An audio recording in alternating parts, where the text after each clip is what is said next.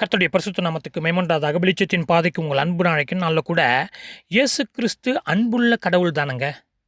அப்படி இருக்கும்போது அவர் ஏன் குறையை சுட்டி காட்டணும்? அப்போ இன்றைக்கு இருக்கிறவர்கள் குறையை சுட்டி காட்டுறாங்க, அது தப்பு தானே, நம்ம அன்பு தானே செலுத்தணும் அப்படி என்று பலர் இன்றைய கிறிஸ்தவத்தில் வாதாடி கொண்டிருக்கிறார்கள். அதற்கு ஒரே ஒரு உதாரணத்தை சுருக்கமாக உங்கள் மத்தியில் நான் சொல்லுகிறேன். இதை குறித்து ஏற்கனவே பல செய்திகளில் பேசினாலும் கூட இன்றைக்கு வேறொரு கண்ணோட்டத்தில் நாம் இந்த செய்தியை நாம் பார்க்க போகிறோம். இயேசு கிறிஸ்துவிட்ட நித்திய ஜீவனை சுதந்திரத்தை கொள்வதற்கு ஒருவர் வராரு. அப்போ இயேசு அவனை பார்த்து சொல்கிறாரு, அதுவும் அன்பு கூர்ந்து தான் அவன்கிட்ட சொல்கிறார். பாருங்களேன், எவ்வளோ அன்புள்ள ஆண்டவர் பாருங்கள். குறையை சுட்டி காட்டுவதற்கு முன்பாக அவர் அன்பு கூறுகிறார் அப்படி என்ற சத்தியத்தை பைபிள் பதிவு செய்கிறது. இயேசு அவனை பார்த்து அவனிடத்தில் அன்பு கூர்ந்து, உன்னிடத்தில் ஒரு குறைவு உண்டு, நீ போய் உனக்கு உண்டானவைகளை எல்லாம் விற்று தரித்திரருக்கு கொடு, அப்பொழுது பரலோகத்திலே உனக்கு பொக்கிஷம் உண்டாயிருக்கும், பின்பு சிலுவை எடுத்துக்கொண்டு என்னை பின்பற்றி வா என்றார்.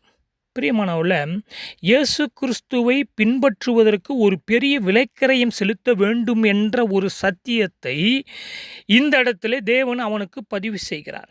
அப்போ நித்திய ஜீவனை பெற்றுக்கொள்வதற்கு இயேசு கிறிஸ்துவை பின்பற்றி போகும்போது தான் நித்திய ஜீவன். இயேசு கிறிஸ்துவுக்குள் இருக்கும்போது நித்திய ஜீவன், இயேசு கிறிஸ்துவுக்குள் வாழும்போது நித்திய ஜீவன். அப்போ இந்த இயேசு கிறிஸ்துவை பின்பற்றுவதற்கு ஒரு பெரிய விலைக்கரையத்தை செலுத்த வேண்டும் என்று ஆண்டவர் இந்த இடத்துல சொல்கிறாரு. அப்போ அவன் சிறு வயது முதலே தேவனுடைய கற்பனையும் கட்டளை எல்லாவற்றையும் அவன் கடைபிடித்த போதிலும் கூட தேவன் அவனிடத்தில் ஒரு குறைவை பார்க்கிறார். அந்த குறைவினுடைய அர்த்தம் என்னவென்றால், அவனுடைய வாழ்க்கையில் அவன் எல்லா கற்பனை கட்டளைகளையும் கடைபிடித்தாலும் கூட அவனுடைய இருதயம், அவனுடைய சிந்தனை செல்வத்தின் மீது, சொத்தின் மீது, பணத்தின் மீது, பொருளின் மீது பற்று கொண்டபடியால் தேவன் அதை நோக்கி அதை பாயிண்ட் அவுட் பண்ணுறாரு அவனிடத்தில். அப்போ இயேசுவை பின்பற்றுவதற்கு ஒரு பெரிய விலைக்கரையும் செலுத்த வேண்டும் என்று காலங்காலமாக அப்போஸ்தலரும் சரி, மிஷினரிகளும் சரி அதை வலியுறுத்தி பிரசங்கிச்சிருக்கிறாங்க. அப்போ இந்த இடத்துல இயேசு கிறிஸ்து ஒரு குரன் சொன்னார, யாருடைய நன்மைக்காக சொன்னார்? அவருக்காக சொன்னாரா, இல்லை அவனுடைய நன்மைக்காகவா? அவனுடைய நன்மைக்காக சொல்கிறாரு. அப்போ உனக்கு நித்திய ஜீவன் வேணும், என்னை பின்பற்றணும், ஆனால் என்னை பின்பற்றணும்னா உங்கள்கிட்ட ஒரு குறை இருக்குது, அந்த குறையை நிவர்த்தி செஞ்சுட்டு வா அப்படின்றார். அப்போ பிரியமானவர்களே, கற்றுக்கொள்வதற்கும் பின்பற்றுவதற்கும் நாம் நம்மிடத்தில் இருக்கிற பல காரியங்களை கலைந்து எறிந்து விட்டு வர வேண்டியது அவசியம் என்பது இயேசு கிறிஸ்து பாயிண்ட்டாக அவருடைய சுவிசேஷத்தில், அவருடைய உபதேசத்தில், அவருடைய போதனையில் தெளிவாக அவர் பேசுகிறதை நம்ம பார்க்க முடியும். எனவே பிரியமானவர்களே, குறைகளை சுட்டி காட்டக்கூடாது, நல்ல சத்தியத்தை, சரியான பிரசங்கத்தை பேசினா போதும், அதை ஜனங்களுக்கு தெரியப்படுத்தினா போதும். எதுக்கு நம்ம குறைங்களை நம்ம சொல்லிடணும்?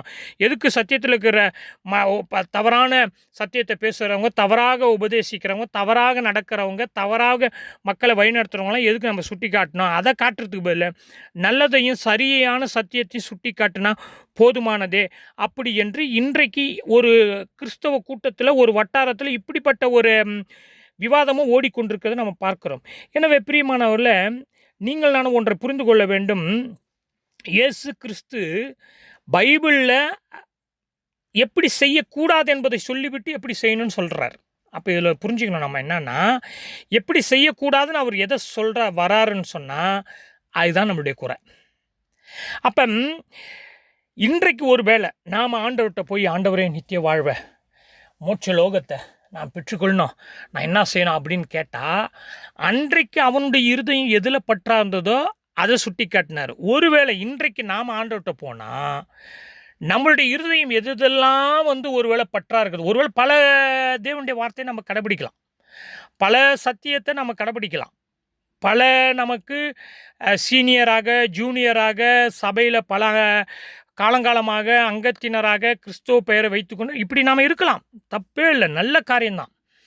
ஆனால் ஒருவேளை ஆண்டவர்கிட்ட போய் நாம் முழங்கால் படியிட்டு நம்மளுடைய வீட்டில் உள் அறைக்குள்ளே போய் நம்மளுடைய மனசாட்சியோடு சோதித்து பார்த்த, ஆண்டவரே எனக்கு சுட்டி காட்டுங்க, என்கிட்ட என்ன குறைகுது ஆண்டவரே, நித்திய வாழ்வு எனக்கு வேணும் அப்படின்னு சொன்னால், ஆண்டவர் நம்மளுடைய இருதயம் இப்போ எதெல்லாம் பற்றாகுதோ, செல்ஃபோன்லையா, ஆபாசத்துலையா, உபச்சாரத்துலையா, திருட்டுலையா, பொய்யிலையா, பெருமையிலையா, புகழ்லையா, விளம்பரத்துலையா, மாயமாலத்துலையா, இல்லை பொய் சாட்சி சொல்லுறதுலையா, சார்ந்து போவதில்லையா, இல்லை சத்தியம் புரட்ட போகும்போது கண்டுக்காமல் போகிறது இல்லையா, இல்லை பதவிக்காகவா, இல்லை பொருளுக்காகவா, எது மேலே நம்மளுடைய இருதயம் பற்றுதலாக இருக்கிறது அப்படி என்பதை ஆண்டவர் அறிவார்.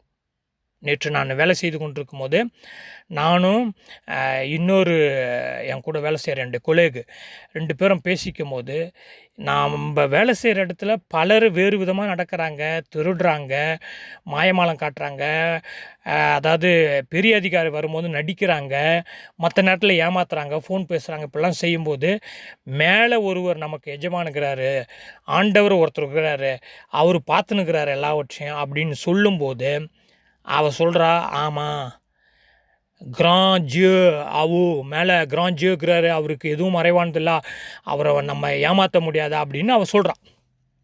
அப்போ எல்லாருக்குமே அது தெரிகிறது, நமக்கு மேலே ஒரு எஜமானுக்கிறார், நமக்கு மேலே ஒரு கடவுளுகிறாருன்னு.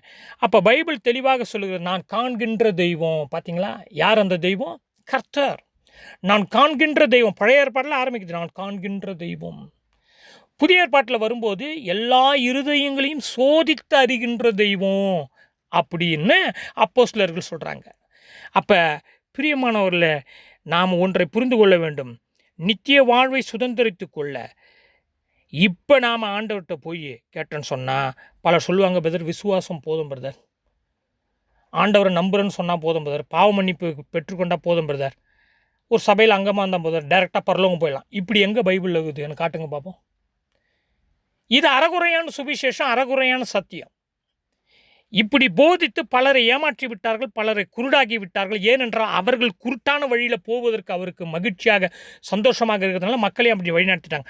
ஆனால் பிரியமானவர்களே, இயேசுவை விசுவாசிப்பது என்பது அது பின்பற்றுவது, கற்றுக்கொள்வது. இயேசுவை நான் ஏற்றுக்கொள்வது என்பது அவருக்குள், அவர் எனக்குள் இருப்பது. இங்கே தான் அடங்கியிருக்கிறது நம்முடைய நித்திய வாழ்வு. அதனால தான் அவனை பார்த்து சொன்னார், நீ எல்லாவற்றையும் கடைபிடித்த நல்லது, ஆனால் அவங்ககிட்ட ஒரு குறைக்குது. அன்பு கொண்டு தான் சொன்னார். கஷ்டம் அவன் என்ன செஞ்சிட்டான்? துக்கத்தோடு போயிட்டானுங்குது. இப்போ ஒருவேளை ஆண்டவரை நம்மை பார்த்து எந்தெந்த குறையெல்லாம் ஒருவேளை பட்டியல் போட்டார்னா நாம் அதை ஒற்றுக்கொண்டு திருத்திக் கொள்வோமா? ஊழியர்களே, விசுவாசிகளே, நானாக அங்கே இருந்தாலும் சரி, நீங்களாக இருந்தாலும் சரி, திருத்திக் கொள்வோமா? அப்போ இன்றைக்கு இயேசு அழைக்கிறார், இயேசு விடுவிக்கிறார், இயேசு அற்புதம் சுகம் அளிக்கிறார். இப்படி இயேசுவை எதுக்கோ கூறு போட்டு விளம்பரம் செய்ய நாம் தொடங்கிட்டோம்.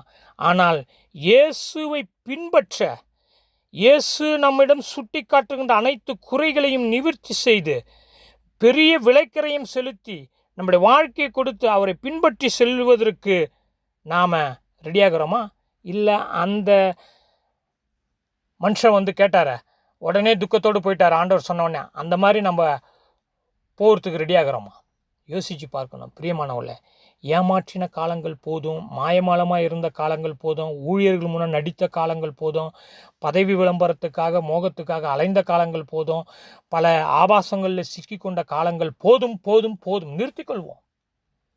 நித்திய வாழ்வு வேண்டுமானால், கிறிஸ்துவை விசுவாசிக்க வேண்டுமானால், கிறிஸ்துவை விசுவாசித்து ஏற்றுக்கொள்ள வேண்டுமானால், அவரை பின்பற்றுவதற்கு நாம் விலைக்கரையும் செலுத்த வேண்டியது மிக மிக அவசியம் என்று இயேசு கிறிஸ்து ஆணித்தரமாக ஒரு அழைப்பை கொடுக்கிறார்.